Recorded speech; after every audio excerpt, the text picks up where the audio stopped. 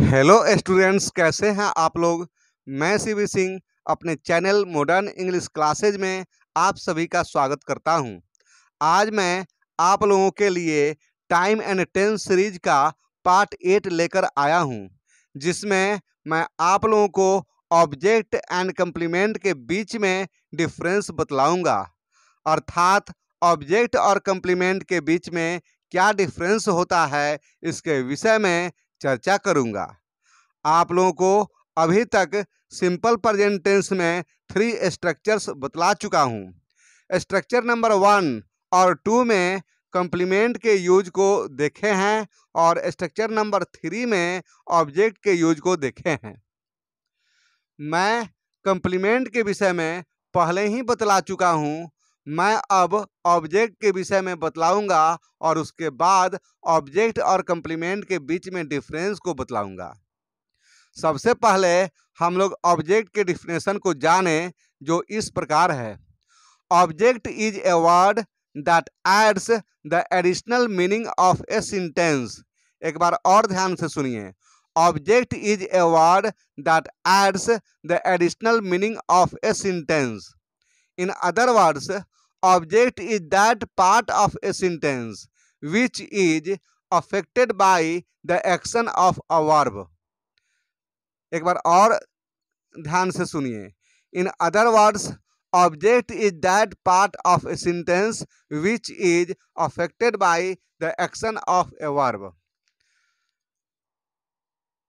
एक ऑब्जेक्ट का हिंदी कर्म होता है। ऑब्जेक्ट एक ऐसा वर्ड है जो किसी सेंटेंस को अतिरिक्त अर्थात एडिशनल मीनिंग प्रदान करता है।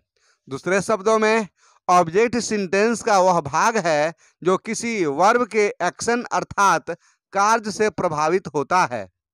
आइए इसे हम लोग एग्जाम्पल्स के माध्यम से समझने की कोशिश करें। She wrote a poem, I give him a mango, we shall read a book. जो सेंटेंस आप लोगों को डिस्प्ले पर दिख रहा है उसमें ए पोएम, हिम और ए मैंगो तथा ए बुक एक ऑब्जेक्ट है। ऑब्जेक्ट दो तरह के हो सकते हैं, एक डायरेक्ट ऑब्जेक्ट और दूसरा indirect object. I give him a mango में हिम एक इनडायरेक्ट ऑब्जेक्ट है और ए मैंगो एक डायरेक्ट ऑब्जेक्ट है। इस तरह जब किसी सेंटेंस में नाउन और प्रोनाउन दोनों आता है तब नाउन डायरेक्ट ऑब्जेक्ट कहलाता है और प्रोनाउन इनडायरेक्ट ऑब्जेक्ट कहलाता है। ऑब्जेक्ट के रूप में केवल नाउन और प्रोनाउन का ही प्रयोग किया जाता है, किसी एडजेक्टिव का नहीं। ये भी एकदम ध्यान देने योग्य बात है कि ऑब्जेक्ट के रूप में केवल नाउन और प्रोनाउन का ही प्रयोग किया जाता है, किसी एडजेक्टिव का नहीं। ऑब्जेक्ट के प्रयोग के कारण किसी सेंटेंस का मीनिंग अधिक स्पष्ट और क्लियर हो जाता है। परंतु एक चीज ध्यान दे कि ऑब्जेक्ट किसी सेंटेंस में ऑप्शनल के तौर पर प्रयोग किया जाता है, क्योंकि इसके बिना भी एक मीनिंगफुल सेंटेंस बन सकता है।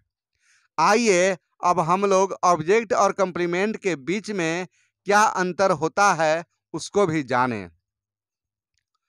ऑब्जेक्ट और कंप्लीमेंट में पहला अंतर है कि ऑब्जेक्ट में केवल नाउन या प्रोनाउन का प्रयोग किया जाता है, परंतु कंप्लीमेंट में नाउन या प्रोनाउन या एडजेक्टिव का प्रयोग किया जाता है।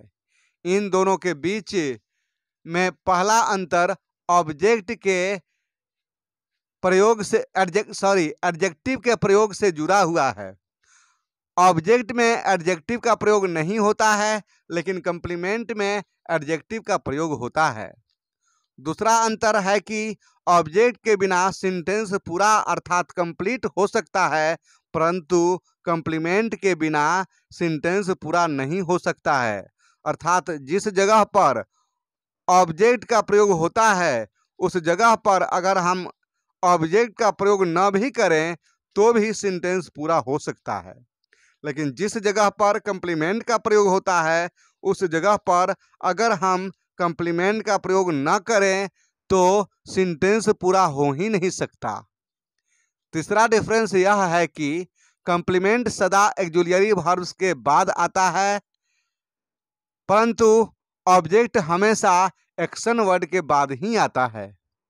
चौथा डिफरेंस यह है कि कोई ऑब्जेक्ट वर्ब के एक्शन से प्रभावित होता है, जबकि कंप्लीमेंट कभी भी किसी वर्ब के एक्शन से प्रभावित नहीं होता है।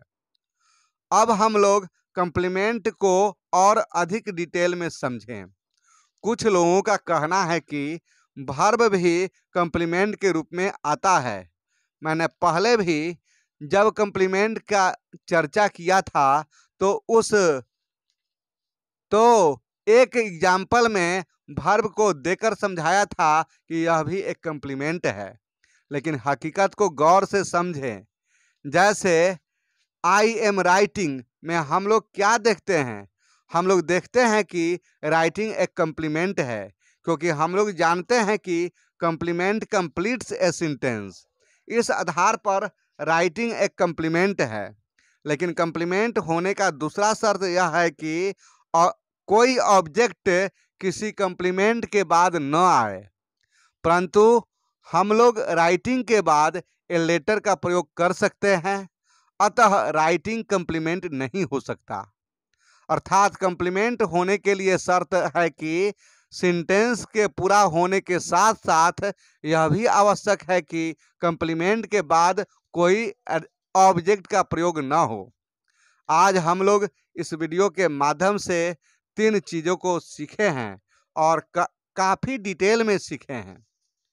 वह 3 चीज़ क्या है? पहला है ऑब्जेक्ट, दूसरा है कंप्लीमेंट और तीसरा है difference between object and complement. अब कभी भी जब मैं ऑब्जेक्ट और कंप्लीमेंट की चर्चा अगले स्ट्रक्चर को सिखाने में करूंगा तो कभी उसे समझने में परेशानी नहीं होगी। आज की क्लास में मैंने जो कुछ बतलाया उसे आप अपने नोटबुक में लिखकर याद कर लेंगे, जिससे आपको आगे टेंस को समझने में कोई परेशानी नहीं होगी। अगर मेरा वीडियो आप लोगों को अच्छा लगता है तो इसे लाइक करें, सब्सक्राइब करें और अपने मित्रों के बीच शेयर भी करें। साथ ही साथ अपने अच्छे कमेंट्स के माध्यम से मेरे हौसले को बढ़ाने की भी कोशिश करें, जिससे कि मैं आप लोगों के लिए इस तरह का वीडियो लाता रहूं। अगर कभी लेट हो जाए तो आप चिंता न करें, मेरे पिछले वीडियो को बार बार रिवाइज करते रहें। समय मिलते ही एक नए वीडियो के साथ आप लोगों के बीच आऊँगा। That's all, thank you.